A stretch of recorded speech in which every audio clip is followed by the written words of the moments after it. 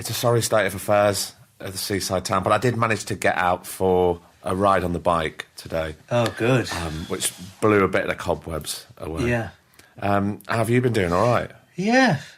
I mean, it's been, obviously strange for everybody, but work-wise, it's been sort of all right because we were filming in March. We got 3 days into the new Series 6 of Number 9.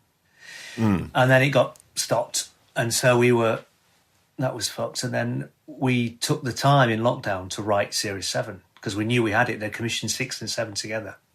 But we hadn't written 7. We just thought, well, that would be the next thing after filming 6.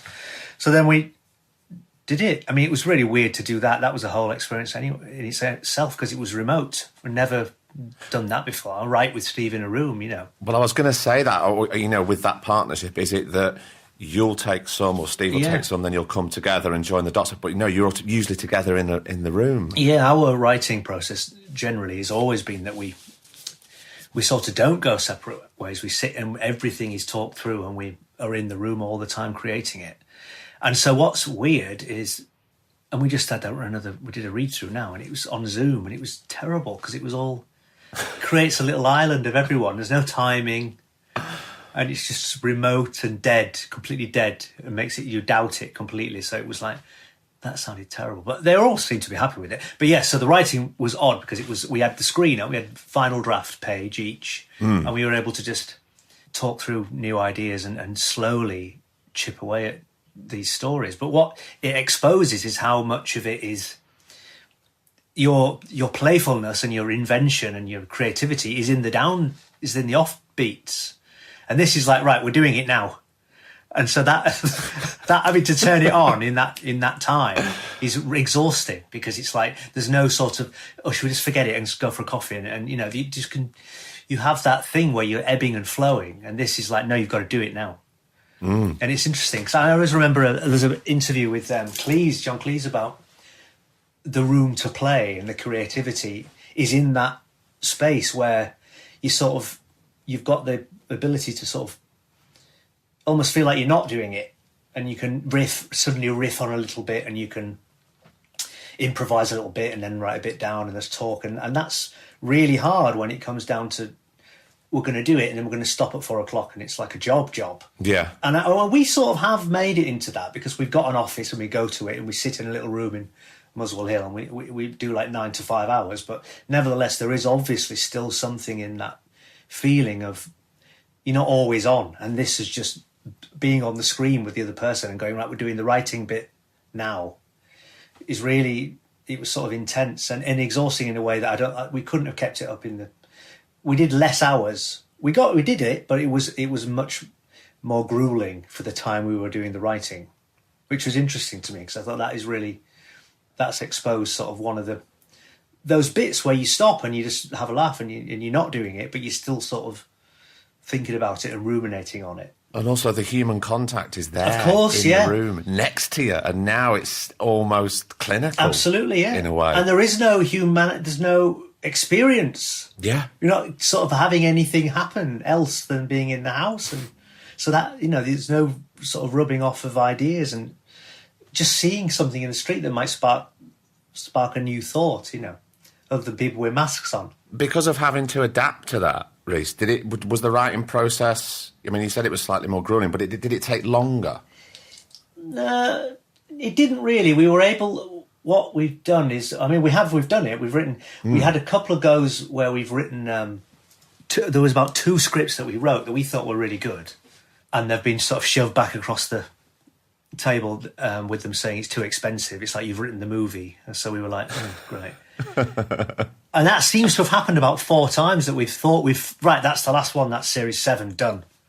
And then it's like, no, we can't do that one. It's like, for fuck's sake, why not? And it's so, and we are really good at knowing the budgetary things, Yeah. We know, we better not have a drive. We can't drive along in a car. Let's be parked and do the talking so we haven't got a low loader and all the things, let's make it in the daytime so it's not a night shoot. Even about things like putting curtains up to make it look day for night. We have an awareness of that, which is really not the way it should be, where you're really hampering your own... Yeah. At the point of writing it and thinking you can flourish and be creative you've got sort of constrictions anyway in your mind.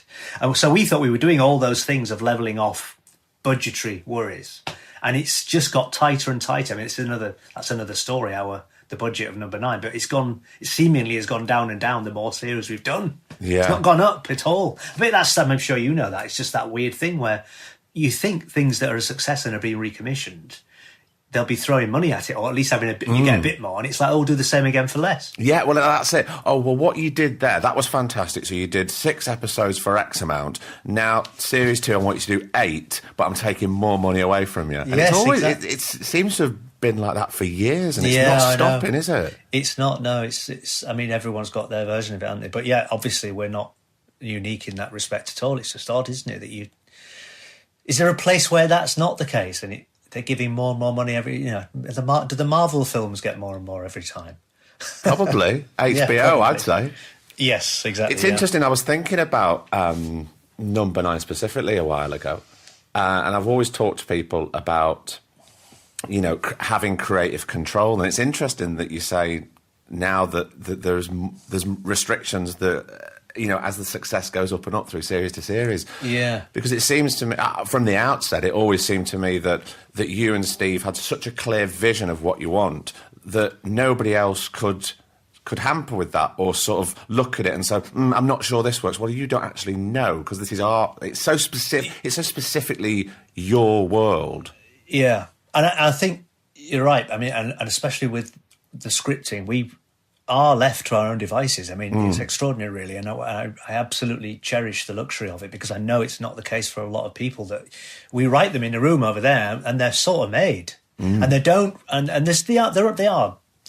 they question some things, and sometimes it's budgetary, but as far as the plot, we've got it written so. It's so pinned down by the time it arrives because they're not like early drafts with sort of vague ideas. They've pretty much written and they can't really unpick it. They can't say, well, can the twist be that she doesn't die or whatever it is? It's like, no, of course not. No, it's not that. So they can't really get the clause in and unpick it in that way, which is good, I think. But I mean, we are open. I don't think we're so megalomaniacal that think we are the arbiter of absolute. We always love... collaborating with everyone and hope that everyone will make it better. We've got a version of it we think's really good, and then all you want, isn't it, is everyone that's better than you in their expert fields can make it better and better and better. And that's absolutely. We won't be. I know people that are like, they come running in and it's like, no, you said if then, and it's what if. And it's like, really? You think that now? Because I'm the absolute opposite. If I'm working with actors and they've got our scripts, I'll always say, these are the words, and don't completely paraphrase it, but if there's something that's niggling you in a way that you're finding it odd to say, or it's always tripping you up, because you get that sometimes with sentences that you as an actor, you think that's just not sitting right in my mouth. I'll always be happy to change it, but I know some people and writers that are very prescriptive about every dot and T and I, and it's like... Yeah, he's called Martin McDonough. Oh, yes, that's right, yeah. But we both had experience with. But, with great writers like that, I suppose you do have to respect the work, and if that's what they want, that's what they want. And they've written it that way for a very specific reason, so you have to follow that path. But then again, it's right, there are also other writers who will say, I've had it said to me, right...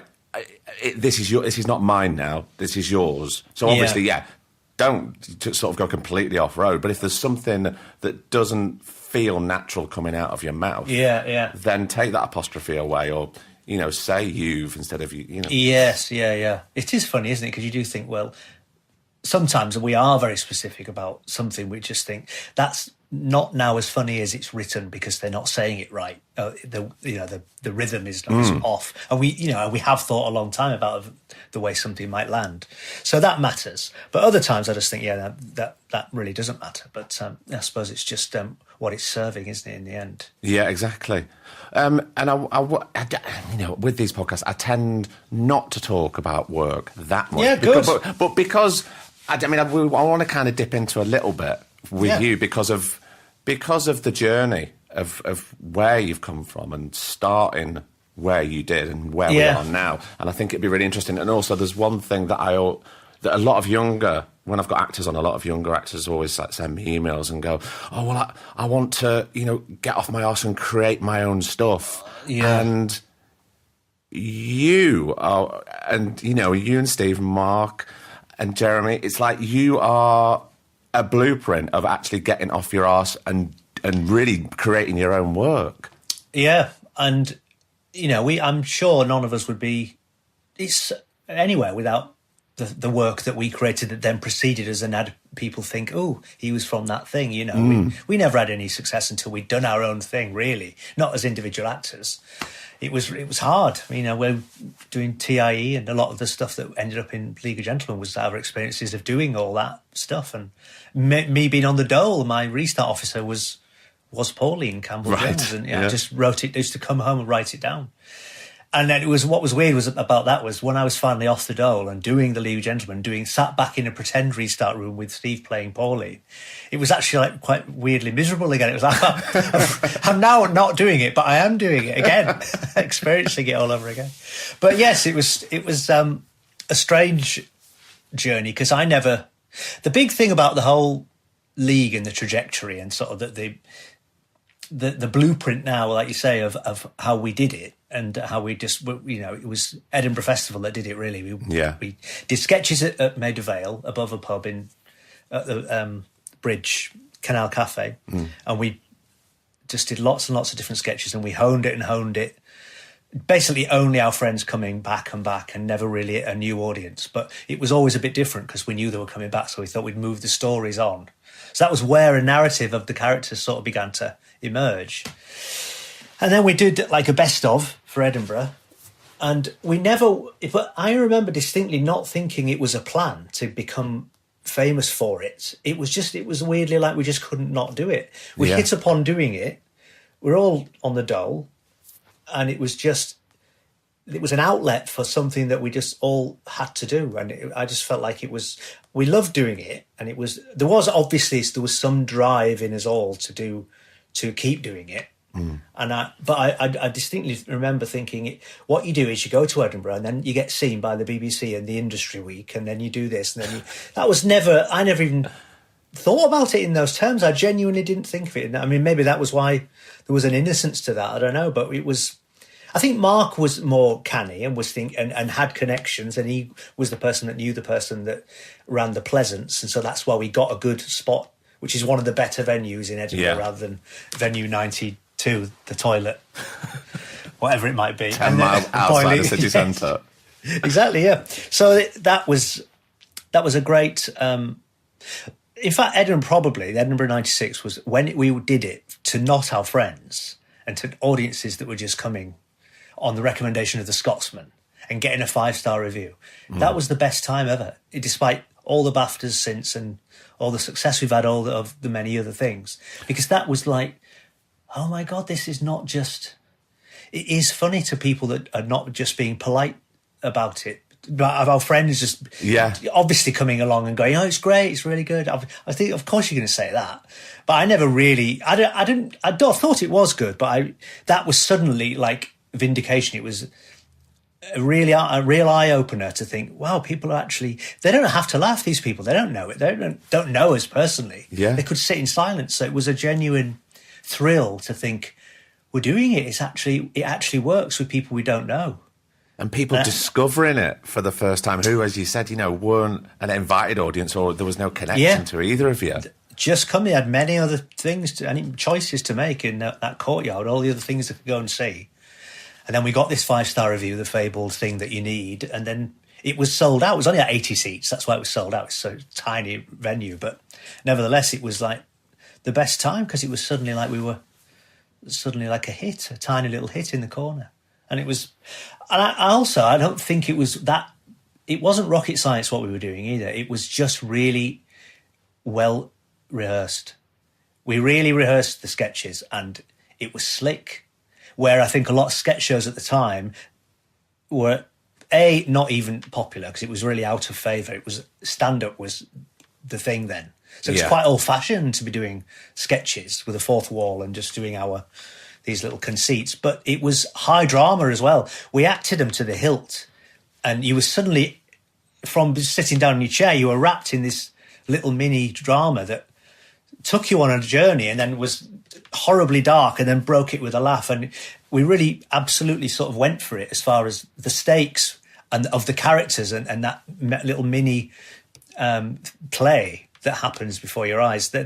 We loved doing that. And I genuinely think probably the League was never better than when it was live, because I think that was when you had the frisson of feeling awful in the audience and then having that relief when we let you off the hook with a laugh. And I think that was what we were doing there. It was sort of, it was Grand Guignol. It was properly using the danger in the room, you know.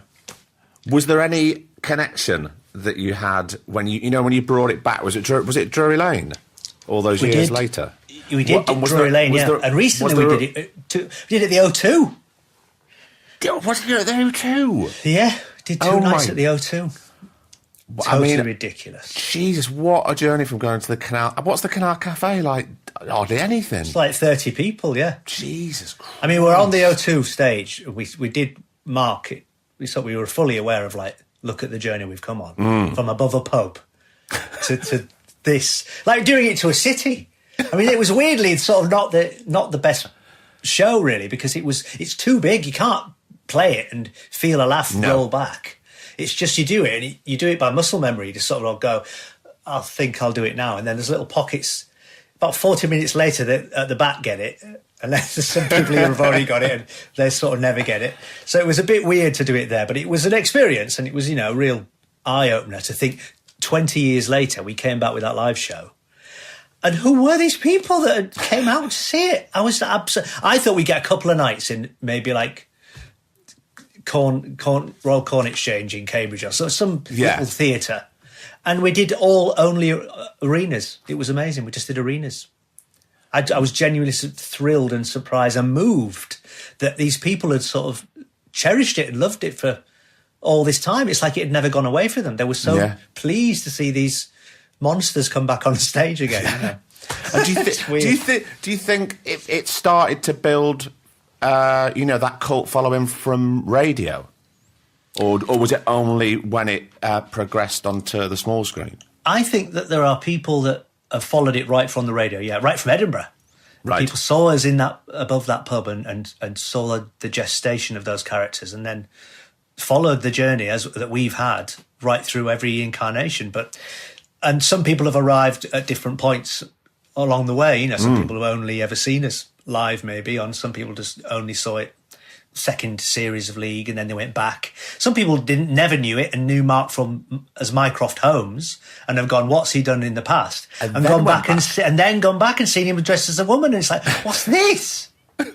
With all these monstrous characters, this erudite Mark Gatiss that created Sherlock with Moffat. So that's an interesting thing, because we've got so old now that people now are arriving, young people that never knew it at the time, of looking back at your catalogue and going, what else did they do? And that's very strange. But talking about going right back, what, for you personally, what came first for you? Was it horror or comedy? Because, just looking at your work, you're never really a stone's throw from either, really. Yeah, I know. So just thinking about growing up.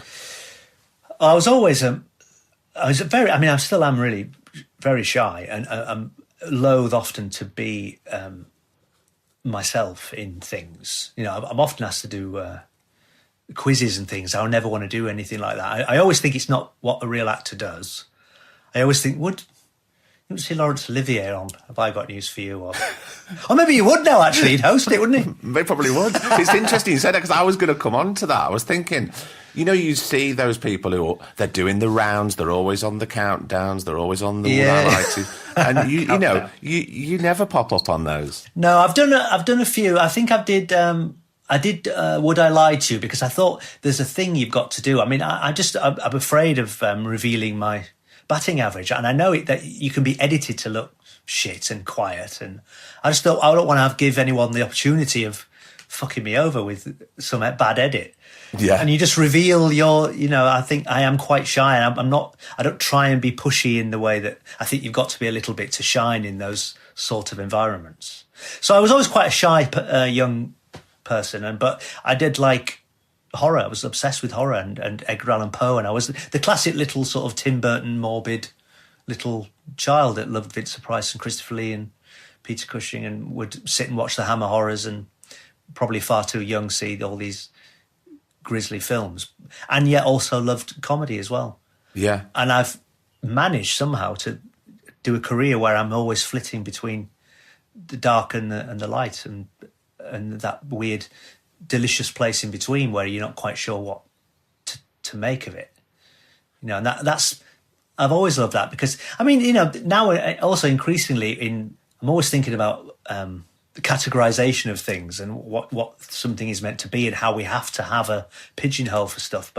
And our stuff always slips through the cracks, I think, because it's all of these things. There is great drama in it, and then there's very silly comedy, and then there's psychological trauma, and then there's completely pure out horror.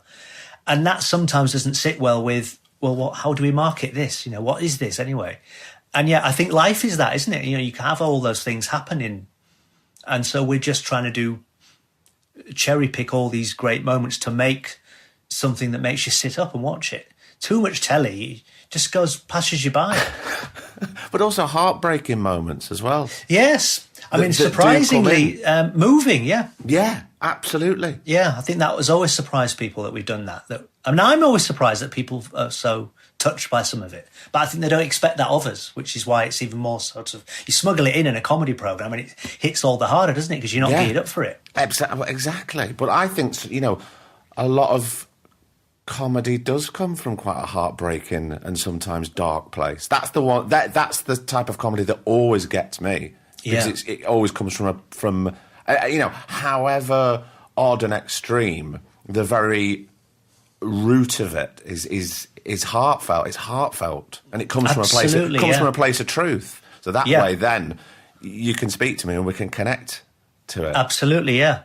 And it's all the more heartbreaking because the buffoon that you've been laughing at suddenly reveals that they're a human, and you go, oh my God, and it pulls the rug takes the wind out yourselves, doesn't it? Because you go, I've been laughing at them for the last 20 minutes and now they've revealed that they're a real person. That didn't occur to me.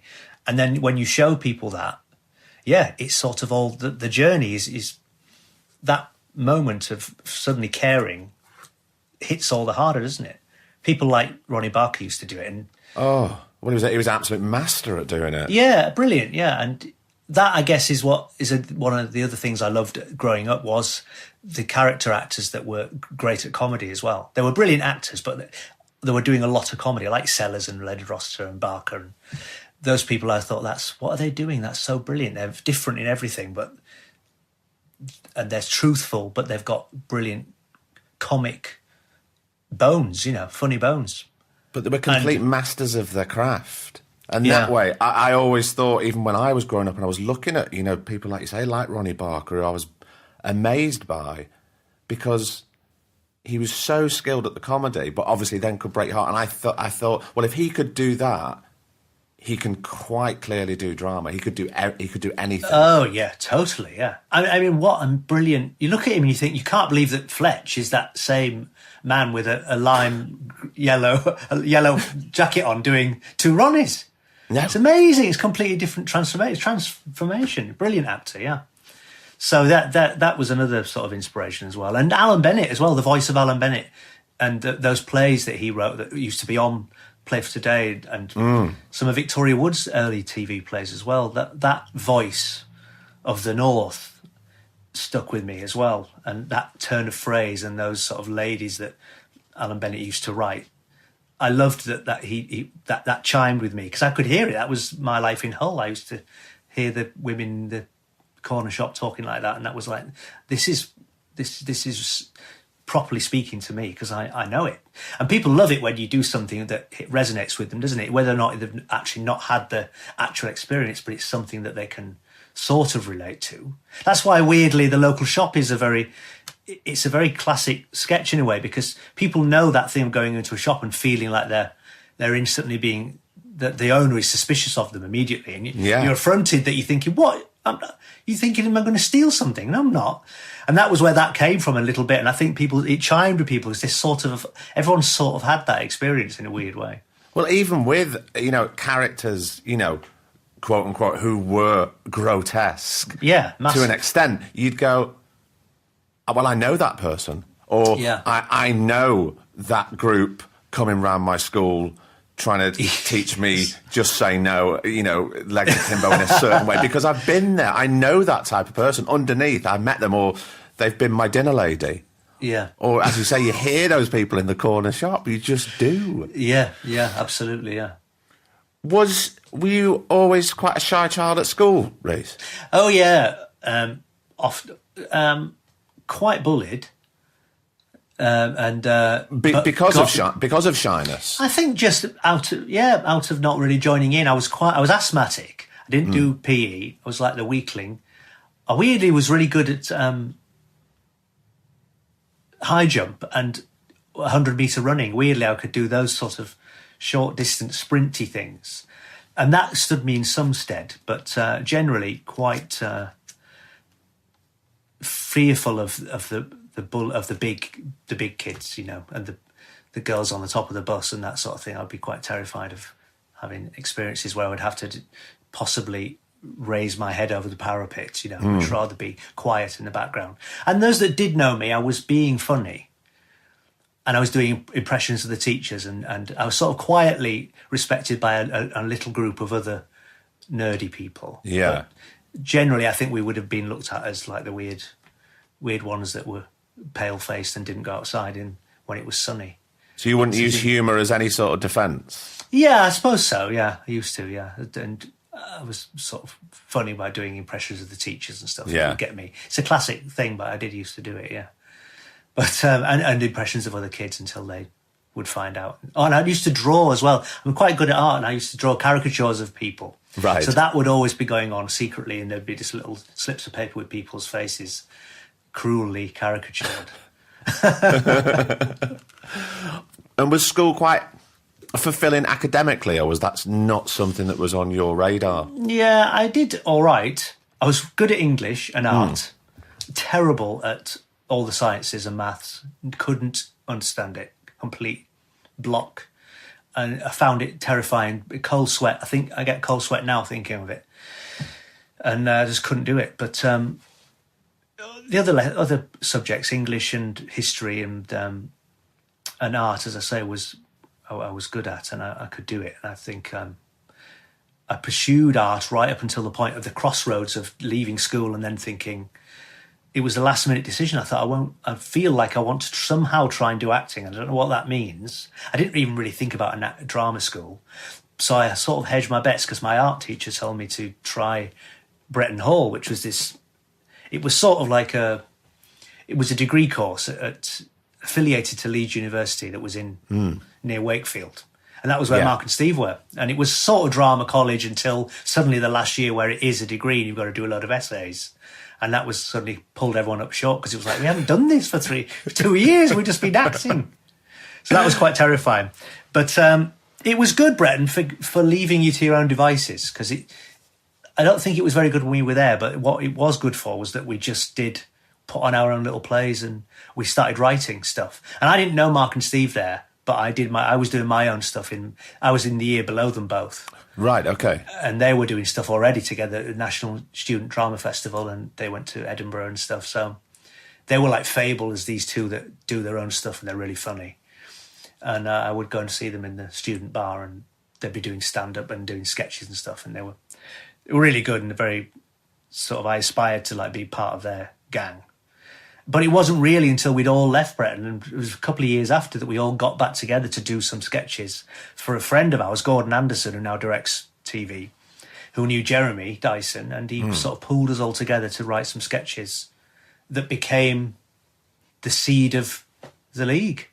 And that was like just out of a happy accident, because he'd been directing a play on the Fringe, and then there was some sort of it was like a celebration of all the best bits of the Fringe that year, and he had a gap of an hour, and he said, I've not got anything for it. Do you want to write some sketches and fill this gap? So we did that, and we put this first show on that was a sort of early League. It was called This Is It!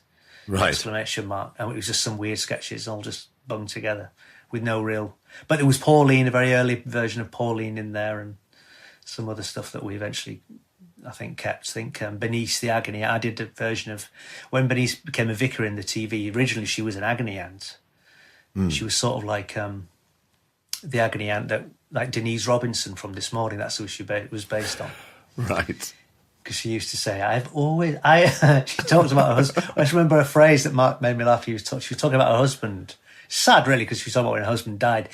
It's like I've known an onion because so many layers to that man. And it was just like, I have only loved an onion. It just really made me laugh. Anyway, so that was the voice and that was where she came from. And then we just thought, let's make it that her joke is that she's actually completely unsympathetic to the plight of the whatever question she gets asked. Yeah. So yeah, that was the gestation of the League, really. But it came out of a few years after school, after Bretton Hall, because the good thing about what happened with us was we didn't try and didn't immediately leave college and carry on trying to do stuff together, because we could see that around us with other people who didn't. We called them Bretton ghosts because they were like people that had left college but couldn't leave the area and were still clinging on to having the university experience. It's like, you've gone now, we don't want to see you anymore.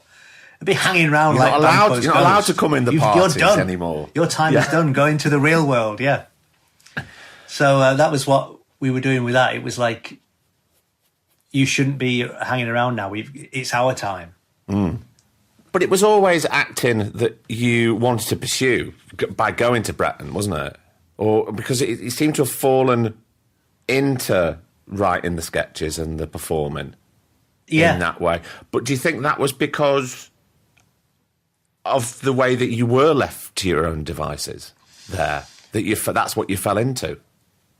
Yeah, I suppose it was. I mean, the little we did of exploring various types of dramatic exponents like Laban and Stanislavski, and I loved all that, and I really enjoyed the idea of inhabiting a character and trying to become the person and be very different between each role. I sort of got into trying to be. I mean, I always fear that I'm the same in everything. I suppose every actor does, but it was an enjoyable experience to sort of look at different what is acting and what you're doing when you're doing it. Are you trying to remember a thing that made you cry and then just apply it to the thing you're doing now, or is it a whole is it a part of, are you really sort of being yourself in a way? So, but the writing for me has always been a means to an end. I don't like it. I find it the least enjoyable part of the process, really. I only like it because I know I'll get to do these parts. So I write them thinking, because no one else will give me all the brilliant parts I write for myself. I can't get any other acting work apart from the stuff I do. No one ever thinks of me for anything. So I just write these things for me. But you say that, you say that, Reece. But you've done great dramas on ITV that you haven't written. That part in Hangman was such an amazing role. Yeah, brilliant. And to step into Gene Wilder's shoes and do the producers, that's a big thing to do. It was great, and I am thought of for things, but a lot of the time I feel like, and I know other people that do their own stuff think this as well, that you're not thought of for things because they'll be doing their thing.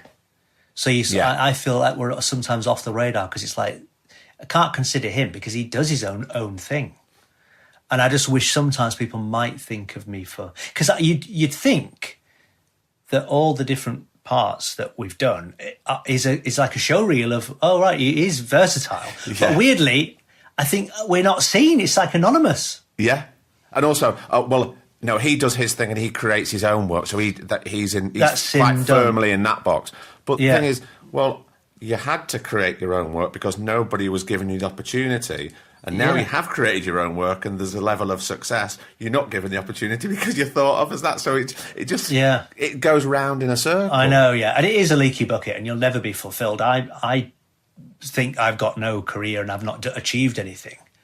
And no one knows what we do and it's all very under the radar. Even now, that's what I feel like. That's being in it and living it. If you're looking at me from the outside thinking, wow, he's done lots of varied things. I don't rate any of it.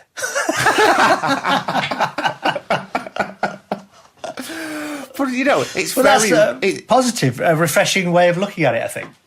Well, because the day I think, I'm done and that's it, I've achieved everything, then you're fucked, aren't you? You've got no more aspiration. And also, you might as well stop. I mean, I remember seeing a quote from some knobhead actor not long ago saying that how they never get nervous about anything when they're going on stage. They're going on stage, they never get nervous at all. It's just pure adrenaline. And you just go, oh, give it over. Give over. Wow. Everybody's nervous. Everybody thinks they're going to get found out. Everybody thinks it's the first day of school. Totally, yeah. So many times I've been backstage up for the press, the first preview, and you think, why have I done this to myself again? Yeah. Why have I put myself in this position, feeling sick? It's so terrifying. But you can get past that. I was talking to Nicole Kidman recently, and she said a second play that she came to do over in London, and she would stand in the wings just before the curtain going up, and every night, and this happened without fail for the whole run, she almost couldn't walk on stage. She was physically blocked and felt awful. God. And those thoughts were running through her mind. Unbelievable, It just happens to everybody. Yeah, and I think it gets worse as you get older. I feel like I'm getting a bit more timid, fearful of it. I don't know if that's youth or, that's that thing of like, I don't know if have I got the fire in me to still do it? I mean, I think I have, and I always manage to conquer it because you ultimately want to show off, don't you? The thing that always gets me through it is having rehearsed it for 5 weeks or whatever it is you've done, and it's the day, especially with theatre, and that you're about to go on and show the audience, or whether it's press night where it's horribly skewed in, you've got that on your mind. It's just that you've just got to, I always think, just show them what you can do. This is the point to shine, not go inward. You've got to lay it out on a plate and boldly present what you can do, and you can do it. And it sort of always manages to push me into stepping up to the mark rather than going, I can't do it, which is what you're feeling like every step of the way. And also, you've had 5 or 6 weeks in the rehearsal room to fall flat on your face and not get it right. Yeah. Now's the time to always have a play about. Yes, yeah. Enjoy it and sort of bloom rather than wither. Reece, when was the decision when you had to go on the dole? I'm just going back now. Was this after Breton? Yes, yeah, after Breton. Years of living in London, in Wood Green, above Shopping City. Oh my God, you did! I used to live in Wood Green. Did you? Yes. Did you? Well, I was literally all those little flats above Shopping City. I used to work. This is very niche for any listener. If you've been to Wood Green, you'll understand.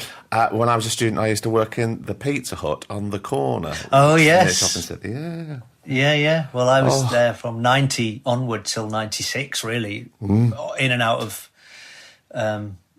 just like horrible jobs. I mean, I was one of the first people to give we did in the street with a little table with lilt.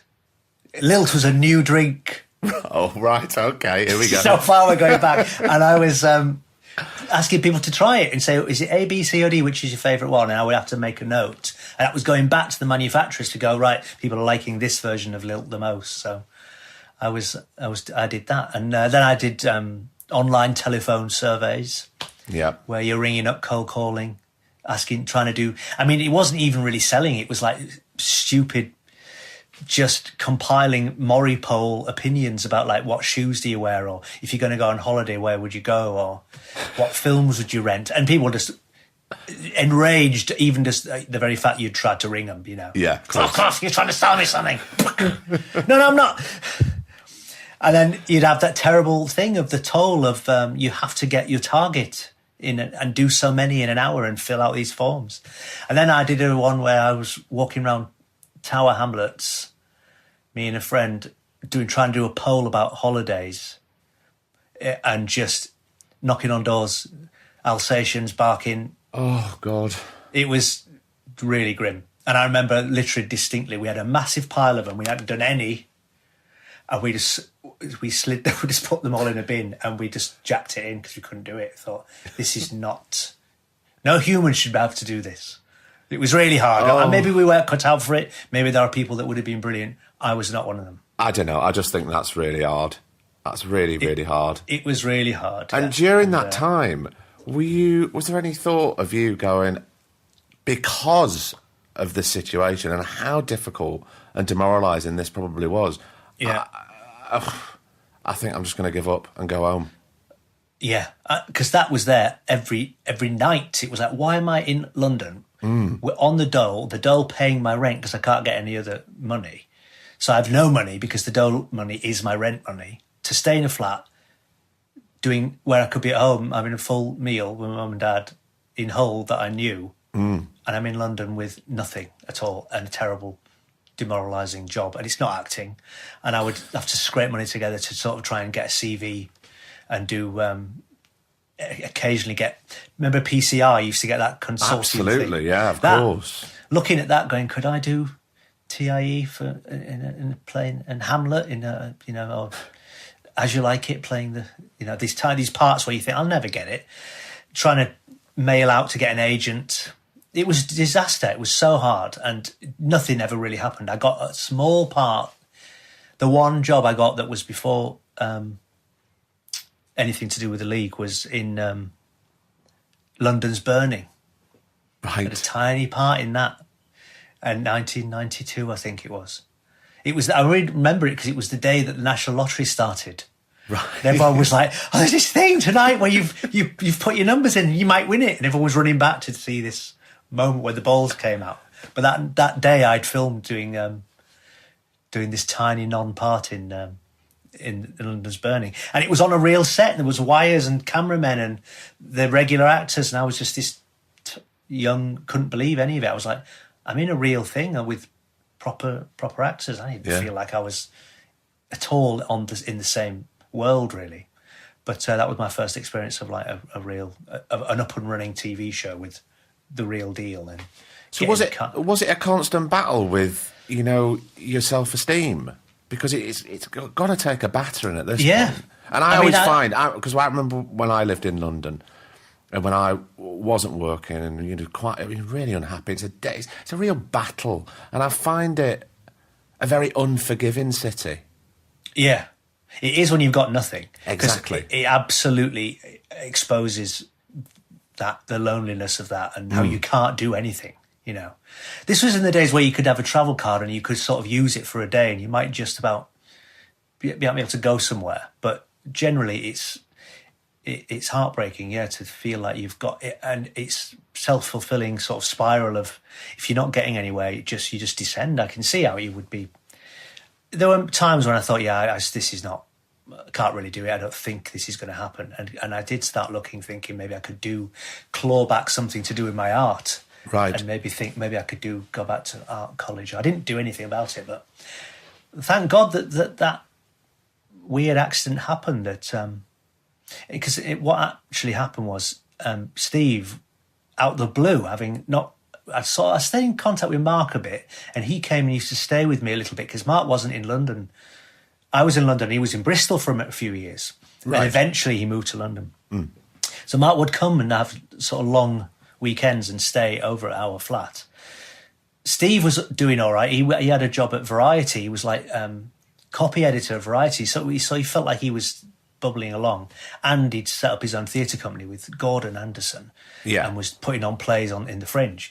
And then he asked me out the blue to design the poster for a play that he and Mark had written that was going on at the Canal Cafe, where we ended up doing the league. So it was I was required back into their sort of pool via my art. So I drew this poster, and that was how I got back in contact with them again.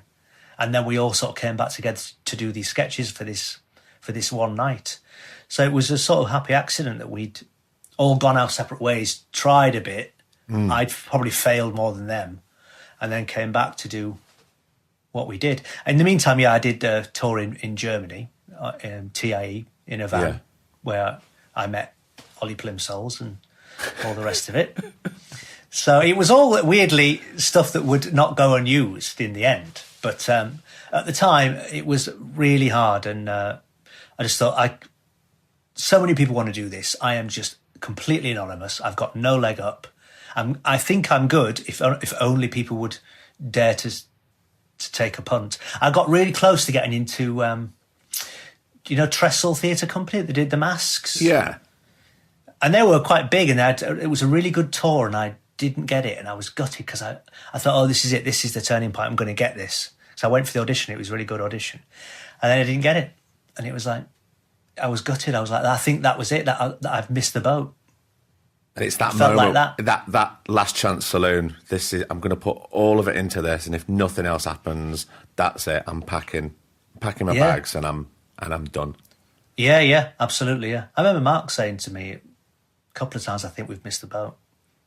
We were good, and we could have got through the door. It feels sometimes like there's a door, doesn't it? And you just got to get through it, and it slams in your face, and then it's locked for however many years. You're never going to get.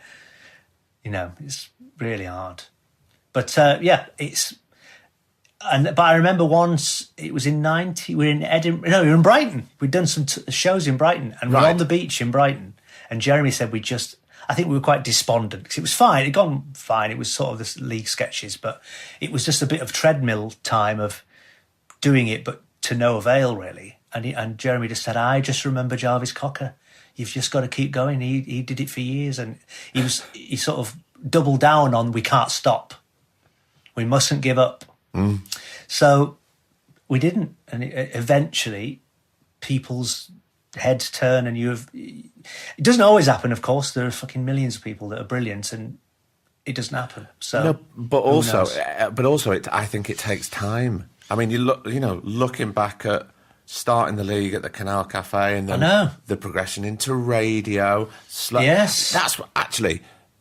So, when you went to radio, from the sketches, say from Edinburgh, not a lot would have changed from moving into radio. Yeah, no, not really. Although we really embraced, because suddenly we were at the BBC radio studio, and it was like, wow, this is where they did the Goons, and so we really wanted to make a radio version of our show, and so we embraced using sound effects in the way that they did, and we thought if it's an aural landscape, let's really try and use that, and not try and do a TV series on radio. So some of the sketches work perfectly, and other things were created purely as audio gags, like Mr. Chinnery, the vet that kills animals. He was a radio gag because it was just like we could have him hello, what seems to be the problem with this? And then you could do some squawking and some horrendous thing that's happening, and the sound is the funny thing. So some things were born out of the fact that it was radio. But yeah, we didn't skip over the radio thinking this is just the stepping stone to telly. We really enjoyed doing it, and we learnt a lot from it, I think, and it really whittled down we learned an important thing about what could be in the world of Royston Vasey and that town, and what couldn't. Because some things, we'd had some great sketches that were historical sketches or like parodies of murder mysteries and things, and they just didn't fit with the world. So you had to know that you might have great stuff, but it doesn't necessarily mean it's allowed all to go in. We had to surely you don't want to just crowbar it in for the sake of it either. Exactly, yeah. And you've just got to think, well, it just doesn't fit. You can't have it. So on the radio, we already had, I think, the characters of Tubbs and Edward in the local shop, but we knew it didn't really fit, so we didn't put them in until we had the TV, and then it was like, we can have them now because they can be geographically outside of the town, and we can go to them. And so, it was a good lesson in self-editing. Whose idea was it to move to television, or was this something that was pitched to you? It was all part of, I mean, you can't believe it to say it out loud now, but it was in those days, 1998, we got 97 we got the radio series, and it was a bi-media thing where you would get a TV series on the back of your radio series. Wow. Yeah, wow. So it was, we knew we had it, and it was like, you'll do this, and then the next step is the TV version of it. So we knew that was the next step. And I remember being very excited. I mean, it was sort of like, I couldn't quite take it in, but I remember the day that we got that, the radio series and the TV, the leap to telly after, being excited by the radio, but not really thinking ahead to, oh my God, that's the thing, that's the goal. Yeah. I just remember that was an amazing thing to get the radio series. So that was the next thing we were doing. And that was what was at the forefront of my sort of excitement at the time. But it's like you said ages ago at the beginning of the conversation, getting up and doing these sketches, there was never a forward plan to go, this is the next step, this is the progression to Edinburgh, we win that, we go to it was never there. It was never there. And it's funny because I see, and I've heard that people use it as a blueprint now to go, what you do is, you form a team, like a funny sketch troupe that do your all individual characters, and then that becomes successful, and then you get handpicked out of that group as individual comedy actors. And it's like completely going about it the wrong way around, because you don't just assume that's the thing in itself, getting that successful. You can't just put together a team that you assume then will all bloom in their own rights, like exactly. Python or the Horrible Histories team, where they're all individually brilliant. But that in itself has to be a genuine thing, I think, to start with. And it was for us. And I do know that we didn't have it as a master plan, but I also know that we really raised each other's game. Mark and Steve are brilliant, and I couldn't. It was like a dog paddling. You had to just really keep up with how good you had to be in the group, to earn your place. So that we were rubbing off each other in it and making each other better, I think, by the fact that we were all good. But that's it, because you want to work with brilliant people, so you can learn off them and raise your game and try and get there. Exactly. Was it always a conscious thing between the four of you that Jeremy would have his silent place, so to speak? Well, to begin with, Jeremy did act in it. When we first did that show for Gordon, he was in it, and I think he looked across at me and Mark and Steve, and he said, I just knew that it wasn't what I wanted to do, and I was nowhere near. I couldn't do it. It's not the assumption is not everyone can do it, and I think he was the first one to say it. We didn't have to sort of gently say, "Oh God, well, someone's going to have to tell him." It was like he said, "I'm not going to do it, and I'm going to write alongside you." And we've respected that, and he's been absolute. He is the fourth member of the league, and he always will be. And there was never any awkwardness about it in the end, because he was like, that's my strength is in the writing. And it's a funny mix, that, because it left, interestingly, the dynamic of the characters and the scenes that we would write have slightly been coloured by the teams, because me and Steve used to write together, and now we obviously continue to do so, and Mark and Jeremy would. So I think that is why Mark would often get a lot of characters that would do like monologues, because he'd be writing with Jeremy, who wouldn't be doing a double act with him ultimately. So that is often the way it would work out. And was that just naturally that you and Steve gravitate towards each other with your writing, and Mark and Jeremy? Yeah, and geographically, I think, because me and Steve were sharing a flat, and we were like literally just getting up again on the dole and just writing all day long, these churning out weird ideas and stuff that would hit or not. And it was just a really great learning curve of what it is to write a funny sketch, And our writing has developed in that sense, I think. I think we're better now than we were when we did the league. I think we've got better at structure and character and plot. We've got more and more interested in longer storytelling. And then Number 9 becomes along, and we did Psychoville, that was a big, long series. And then now we do our little episodic stories.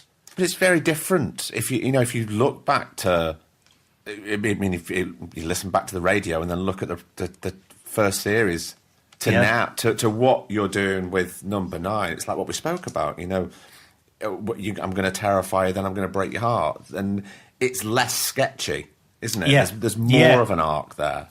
Absolutely, yeah. And we've got the luxury of spending it's only 28 minutes, but it's a bit longer with the characters to sort of hit the ground and tell a good story with them and stay with them as characters. One of the mad things about League and Psychoville was playing all these different characters and never having any time with any of them. But it's nice to do one, to film a week where you're the same person all the way through that week, especially for us who came through sketch comedy. Of course. It's really rare now. They don't do sketch comedy anymore. It's too expensive. It's too expensive. Yeah, because there's so many. Because if you think about it, it's so many different locations to do we're going to go to a church, we're going to go to a campsite, we're going to go to a gym. It's just too expensive to do all the travelling to all the different places, and much better to have it set in a school and that's it for the 6.5 hours. Yeah. Than go flitting around all these different places. You don't get them. They're really out of favour. It's a shame because you get great people come out of it.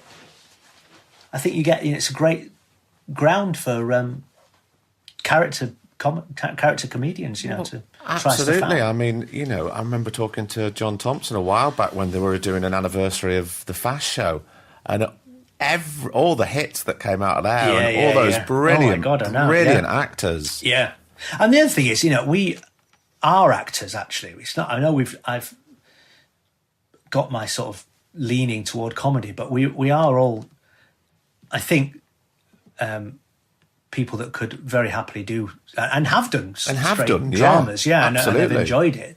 When I did that play at the Old Vic 2 years ago now, playing Putin, that was terrifying. Doing that, a very expensive poison, that new Lucy Prebble play, and I loved it. It was fantastic because that had a dark quality to it. It was comedic, but it was very black as well and very bleak and a serious, horrendous subject about the poisoning of Litvinenko. But it was great that they thought of me for that, because I thought, wow, I'm sure anybody would want to do this. Why have you thought of me? So it was lovely to think that they thought I had the acting chops to do it. But you're the one that kills me because you were the caddy. This podcast isn't about me, Reece. We'll cut this but bit all out. I must think is, what must it have been like to have been getting those scripts and being able to act that journey?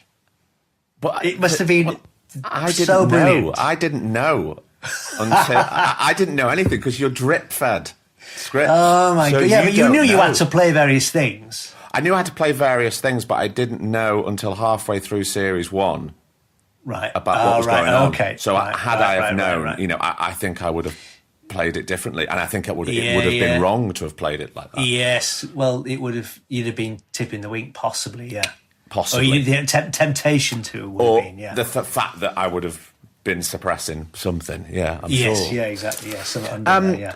Just going back, and I don't know, because this is all stuff that I was reading in the paper. Were you contacted when they decided to edit certain bits of the league when they were put back on iPlayer? So obviously I'm talking about Papa Lazarou. Yeah. No, they did. What happened with that was we got told, it's coming off iPlayer. Oh no, it wasn't ever coming off iPlayer. They stuck by it and said, we're going to put up, this is like historical content and you may not want to see it. So it was a sort of warning. That was what iPlayer did. And BBC were I think they carefully thought about it and didn't just pull it.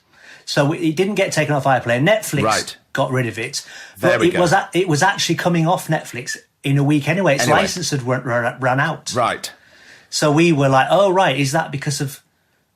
Is there a reason behind that? And they never actually ever commented as to what, if it was that, or whether it was licenses was going to be renewed anyway. We knew it was coming off anyway. Right. But yeah, that was because there is certain things historically when we look back at comedy and you go, no. Of course. One, you look back at it now and you think, geez, that shouldn't have been allowed at the time, let alone now. But I never ever thought, and I'm pretty sure you would never have wanted that to play. It was never racist to me. I never got a hint of it being racist. No. I mean, you can't really. It's hard, isn't it? Because you do try to explain it away by saying you've got to look at it in context, and of course you do. But I think you've got to just concede that you've got to look back and think you couldn't do it now, and there's a different mindset, and it's wrong now. But at the time, no, Papa Lazarou was not even human. No. I mean, it was like a demon. It was meant to be something from your nightmare. That wasn't ever the connotation. And we've never had any complaints about it ever. It was on in 3 episodes of League of Gentlemen over 20 years.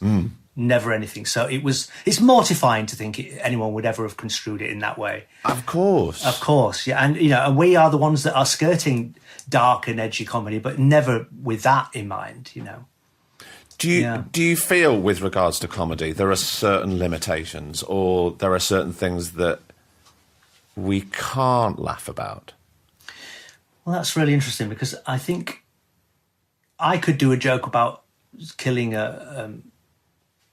running over a hedgehog, and someone has all their life had great solace with this pet hedgehog that they've had, and it would be crippling to them to see that as a gag. So you can't legislate for how somebody's going to land and the personal experiences of anybody about any gag. The mildest, silliest gag, and the most innocuous thing could really wound someone if weird circumstances have got something that really triggers them as far as it being offensive. So I think it's hard, because I don't know where you would end up if you thought every step of the way, got to be careful here, because there might be somebody somewhere who's going to get offended. Who's going to get offended, and that is really a difficult. I don't know where it leaves you being with the freedom of being able to skirt the lines of dark and light that we do. It's our particular thing. I think we're really careful with not ever doing it willy-nilly and never trying to just boldly reach out for the lowest common denominator shock value. I think our things work because we're quite careful in how we use it, and temper it. And I think we've always done that. And I always think people have done us a disservice if they think, oh, it's just sick. Because I think, oh no, it's more than that. It's a bit more thought out than that. It's not just sort of gross out. No, I've never thought of your work as being that gross out, lowest common denominator humour ever. I think it's always been thought, and that's why it's thought of and held in high regard. And people do hold it close to their heart. They have very good memories of that. Yes, and I think it's like what you said earlier about the characters. They are monsters and very big. I mean, they look like, almost like Mr. and Mrs. Tiggywinkle, some of them. So huge are the performances. And yet, at the kernel of them all are three actors trying to give you a truth to the character, however monstrous, it's got a beating heart behind it. So Steve can play Pauline, this horrible restart woman, and you feel sorry for him by the end. And same with Hare Lip, and he's like a horrible, lechy old paedophile, and or potential. And it's just like, that's where it elevates that, I think, to not just 2D characters. I think we've always tried to make them more than just sketches. The characters were born out of probably a one-note idea. A Reece, that woman that doesn't care about the unemployed. But then we took them out of that and began to give them real lives in other situations, and you stayed with it. And that was what made it a bit different and not just like a sketch show as well, I think. Well, I think that's why, and I've always said this and I do stand by it, I think if, you're constantly honing your craft with comedy, you can step into the drama shoes pretty easily, because I think there's a very thin line between the two. Yeah, I agree. And you get some great comic actors that you suddenly are, bowled over by their... Suddenly will do a straight performance because you've never seen them do it. And you go, wow, that's so brilliant. But it's harder to see it the other way around, I think. You get a lot of good actors that suddenly put in a comedy and you think, they can't do it. No. And it's clear as day. And it's clear as day, It's super exposing, absolutely. Yeah, and that's interesting, isn't it? Because you think, doing a comedy play, you hear when you're failing, you're waiting on the laughs. It's easy to do a drama where, give me all my sons, where it's silent all the way through and a clap at the end, please. Not a comedy where you can't hear the laughs coming. Oh, Reece, I'm so pleased that we managed to finally do this. I know, we've it's been talking great. for ages. It's been brilliant. Yeah, thank you. Thanks so much for coming on. We did a lot of talk about acting things, but that's all right, isn't it? And me as a person, which is good. But I don't think anyone's ever heard about my time at Above Wood Green Shopping City before. Well, exactly. It's pearls of gold like that. Pearls of gold, nuggets of gold like that while people listen to this podcast. Reece Shearsmith, thank you so much for your time. Thank you. That's all. Thank you.